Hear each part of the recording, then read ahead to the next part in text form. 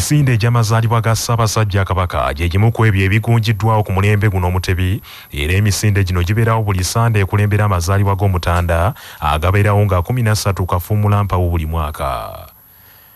Emisinde gino gikwata kyakumwanjo nnyo ku Ssemazinga Africa olwa nnamugi w'omuntu akyetabamu ng'abantu abasukka mu 60,000 buli mwaka be bagyetabamu. Emisinde gino gyatandika mu mwaka 2011 ku mulembe gwa Katikkiro Awummula Oweekitiibwa John Baptist Walusimbi nga baminisita abakola era abakola obutaweera okugitandika kuliko omugenzi Oweekitiibwa Herbert Ssemakula eyali minisita w'emizannyo mu kiseera ekyo wamu n'Oweekitiibwa Florence Bagunywa-Kalubo eyali minisita w'abavubuka.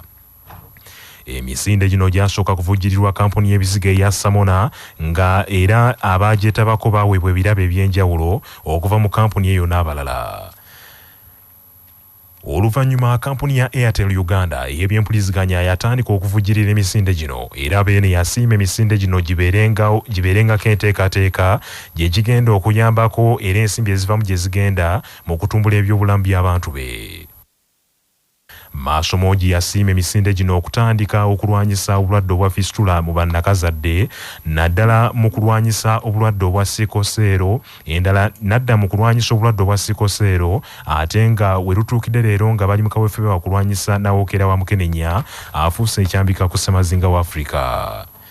Emisinde gino buli lwe gibaayo enguudo za Kampala zisiigibwa langi emmyufu olwa nnamungi w'omuntu abeera akwatiridde ku nguudo era obujoozi obumyufu obwambalwa ke kabonero akalaga abaddusi ababeerawo ku lunaku olwo.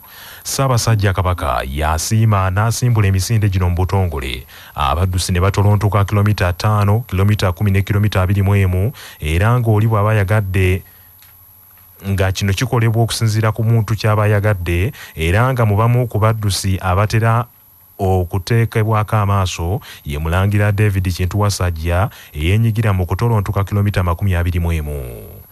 Ng'Obwakabaka buteekateeka okujaguza emyaka 28 egy'amatikkira ga Nnamunswa ng'ennaku z'omwezi 31 omwezi guno mu Lubiri olw'enkoni mu Buddu, Obuganda bwenyumiririza nnyo mu nteekateeka y'amasomogi ey'emisinde egy'amazaalibwa eyambye mu kulwanyisa endwadde ez'enjawulo. Maasomogi azaakubiriza abantu b'okwongera okwetangira endwadde ezisobola okwewalibwa n'okufaayo ennyo mu kwekebeza era n'okwejjanjabisa. Obulwadde obwa sickle cell businga kulumba abaana bato amabujje era ekiseera ekisinga abaana bafa. Kyetuva tukubiriza abavubuka abalina enteekateeka ez'okuwasa oba okufumbirwa nti musooke mugende mwekebeze omusaayi balabe oba mulina akatofaali aka nalubiri. Tukubiriza abazadde abalina abaana nga balwadde b'obulwadde buno nti abaana abo mubalabirire bulungi, balye emmere ennungi, naye ng'ekisinga obukulu mubatwale okubajjanjaba. Ekiseera kijja kutuuka tusuubira nti obulwadde obwa sickle cell bujja kuba nga buvumbuddwa. Omubaka wa gavumenti mu disitulikiti y'e Masindi Rose Kirabira agobya alipoota eyafulumiziddwa poliisi ku musajja Joseph Serugo eyamulumba mu ofiisi ye ng'akukulidde akambe nga alipoota ya poliisi eraga nti omusajja oyo mulalu. Ng'ennaku z'omwezi 7 omwezi guno Joseph Serugo nga mutuuze mu disitulikiti y'e Wakiso yakeera Nawanki okugumba ku ofiisi ya RDC e Masindi ng'agamba nti alina ensonga zaagala okumutegeeza mu buntu. Ku lunaku olwo RDC Kirabira teyakeera mu ofiisi, yayingirawo lwaggulo nga musajja mukulu ono akyagumbye mu kifo ekyo ng'ayagala kumusisinkana. Abakuumi ba RDC Mukwaza Sserugo nga tannayingira mu ofiisi y'omukulu akambe kamuva mu nsawo ne kagwa ku ttaka ne bamutwala Kiwalazima nga ne Nabugisi mufungize. Sserugo nga mutuuze we Gayaza B Nangabo mu disitulikiti y'e Wakiso kyategerekeka mu kusooka nti yandibaako omuseesa yamusindika engeri kyekiri nti RDC kirabira yakolerako mu disitulikiti y'e Wakiso. Poliisi yatwala Sserugo okumwekebejja omutwe wabula alipoota poliisi gyefulumizza egamba nti ono katwewungu awedde emirimu yatolokako ne mu ddwaliro ery'ebutabika.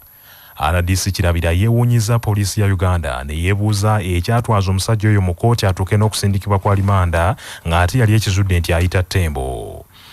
Kirabira era agambye nti ebyokuzanyira ku bulamu bwe tagenda kubikkiriza atadde poliisi ku nninga emuwa alipoota yennyini entuufu ku musajja oyo kubanga poliisi yalemwa n'okumuwa ebbaluwa y'eddwaliro ekakasa ebyava mu kwekebejja omutwe gwe. Bagambye omuntu bamutwatte mu kkooti ne bamutwala mu kkomera ku remand naye ng'ate basooka kugamba nti balina psychiatrician eyabagamba nti omuntu mutabufu wa mutwe. Konze kakati ate omutabufu bamutwala batya ku remand ng'ate n'eri eriyo abantu abalala abakoseye. Tusaba kulaba nti bafulumya report entuufu eraga eddaluuli eryeyiwa kubanga nze saagifuna ate nze baali bamutwala mu kkooti nange tebampita saali kubanga omuntu bw'abagenda mu kkooti avunaana n'avunaanibwa bombi babaawo. Tuwakanyiza buwakanya nti naye bye bimu bye tunoonya okumanya kituufu bw'aba mulalu yatambula atyo okutuuka e Masindi ebyo twagala okumanya.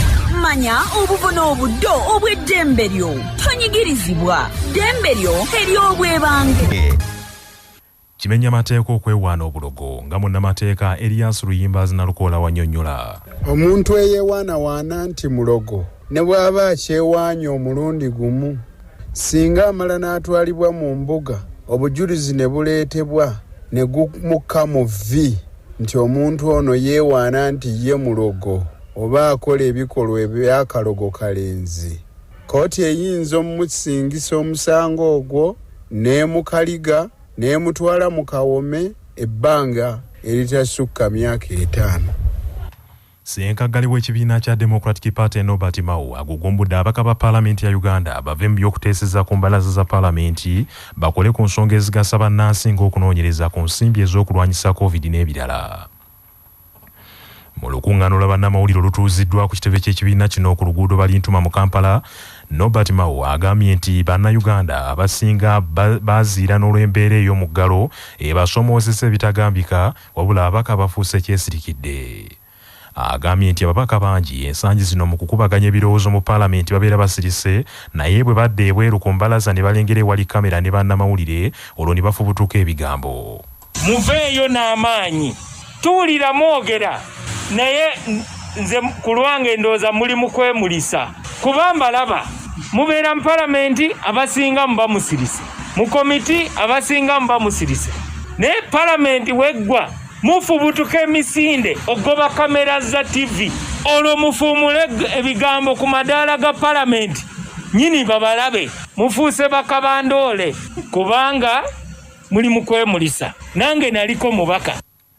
Mao mu mbeera y'emu agambye nti ekibiina kya Democratic Party kyakusaba bannamateeka bagenda okuwolereza abayisiraamu abazzi bakwatibwa nga bavunaanibwa okuzza emisango egya naggomola egy'enjawulo. Naye kati buli musiraamu mu Uganda bamulaba nga wa ADF. Njagala kugumya abasiraamu mu Uganda.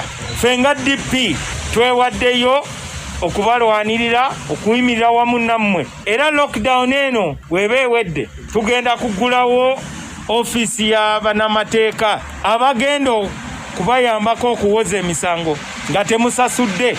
N'agamba nti ye yalaba Kanyamunyu ne munne nga bava batutte mu kkooti nga banyirira olususu lulinga lwa kinya naye omusiraamu bwe bamutwala mu kkooti agenda awenyera afaanana bubi tanaabye tasaniriza nviiri alina ebisago ebiyitirivu.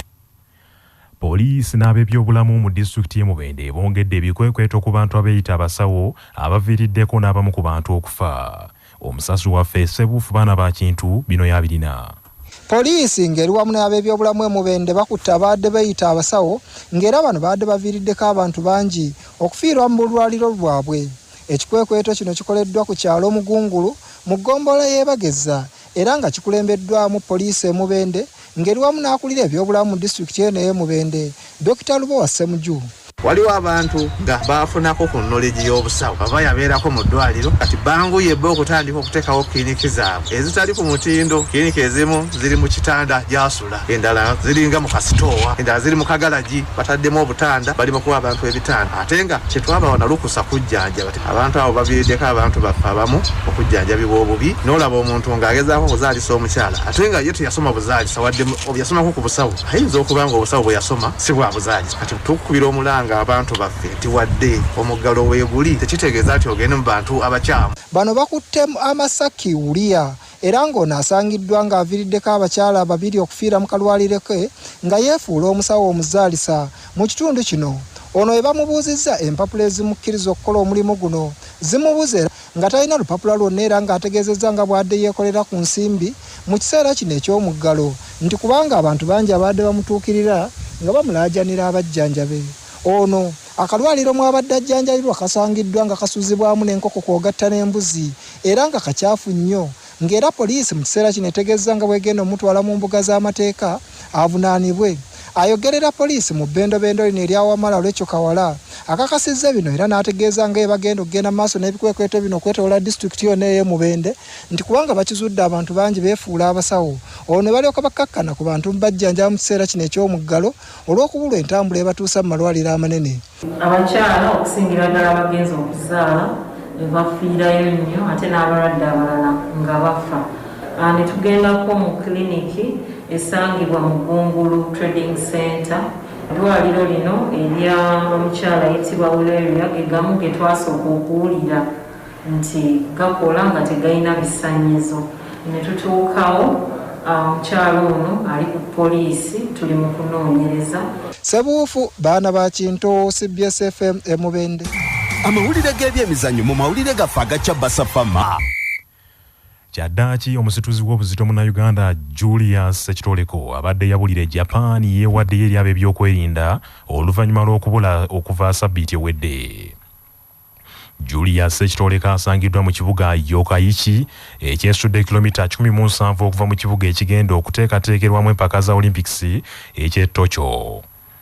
Ono yabula ku Lwokutaano Ssabbiiti ewedde okuva mu nkambi y'abazannyi bannayuganda gye baakuba muyizo misano gye baali mu kutendekebwa nga beetekerateekera empaka z'Olympics. Era ono yali aleese ebbaluwa eraga nti mwetegefu okudda e Uganda nga eraga nti si mwetegefu kudda mu Uganda olw'embeera embi Uganda gy'erimu.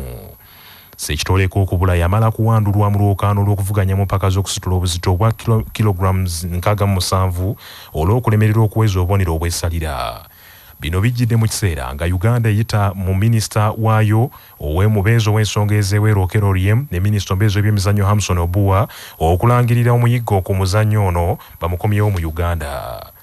Empaka z'Olympics zitandika ng'ennaku somwezi 23 ku Lwokutaano Ssabbiiti eno. Kyokka waliwo okutya olw'abazannyi abongedde okuzuulwamu COVID-19 nga kati basukka mu 500. Bannayuganda 25 be bagenda okuvuganya mu mpaka zino mu mizannyo okuli emisinde, ebikonde, okuwuga n'emirala. Era ebibinja 2 byatuuka dde Japaani ate ng'ebirala 2 bigenda nga 25 naye nga 31 omwezi guno.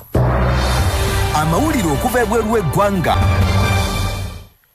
Omukulembeze wa Mali munnamagye Assimi Goïta agenda ali enkoko ye asimattuse omutemu amulumbye ng'ava mu kusaala Idi Aduha abadde abagalidde omwamba omwogi. Olwaleero Kano Assimi Goïta akedde ku muzikiti omukulu mu kibuga ekikulu Bamako okusaala wabula mu kufuluma waliwo omujambula abadde amuteeza amufumita ekyambe. Abakuumi ne bamulabuukirira nga tannamutuukako bamukutte jeeke ne bamutwala Kiyumba anaagwa. President Goïta oluvannyuma ategeezezza bannamawulire nti mu bukulembeze ebyo tebibulamu n'akatono era buli kadde atambula akimanyi nti eriyo abatamwagalirako ddala kyokka n'agumya ensi nti tewali kamogo kamutuusiddwako. Kano Goïta yaddamu okuwamba obuyinza omwezi oguwedde bwe yaduumira amagye ne gavuunika President Bandao ye kennyini gwe yali yakwasa obuyinza mu 2020 ng'enta bwe yava ku President Bandao okukyusa Goïta n'amuggyako ekifo ky'omumyuka wa pulezidenti nga tasoose kumwebuuzaako. Agavudde mu kunoonyereza wano ku Basafama gaagano. Mu mawulire ag'empuna ekibuga Shanghai ekya China kibuguumiridde leero. Restaurant y'embwa esookedde ddala eguddwawo mu kibuga ekyo ng'embwa ze zokka ezikirizibwa okulyayo emmere. Amawulire okuva mu kibuga Shanghai gagamba nti restaurant eno mu butongole yatandise eggulo okutuuza embwa okuzigabula ekyemisana n'ekyeggulo era abakulu bateekateeka kuzifumbirangawo n'ekyenkya. Olukalala okuli ebyokulya kiyite menu lukoleddwa mu bifaananyi ebinyirira okuzaama era nnyini embwa bw'agituusa mu restaurant agita n'egenda esonga ku kika ky'emmere kyeyoya mu kaddaako olwo n'ekuba ennoga. Abaddukanya restaurant eno bagamba nti tebalabangayo bizinesi nsava obwenkanidde wano abantu baasasudde dda emmere y'embwa zaabwe okumalirako ddala omwezi ogw'omunaana. Bannaffe amawulire ag'essaawa eno kangamalirize mu bufunze. Emisinde egy'amazaalibwa ga Ssaabasajja Kabaka gye gimu ku ebyo ebigunjiddwawo ku mulembe guno omutebi ng'emisinde gino gibeerawo ku Sande ekulembera amazaalibwa g'Omutanda agabeerawo nga 13 Kafuumulampawu buli mwaka. Okusaala Idi Aduha okw'olwaleero kwetolooledde nnyo ku kusaba gavumenti ya kuno eddeyo ku nkola enkadde ey'okuwa bannayuganda emmere n'okuvumirira ab'ebyokwerinda abatuntuza abantu abagenda okunoonyeza abantu baabwe ekyokulya. Omubaka wa gavumenti mu disitulikiti y'e Masindi Rose Kirabira agobya alipoota eyafulumiziddwa poliisi ku musajja Joseph Serugo eyamulumba mu ofiisi ye nga akukulidde akambe nga alipoota ya poliisi eraga nti omusajja oyo mulalu.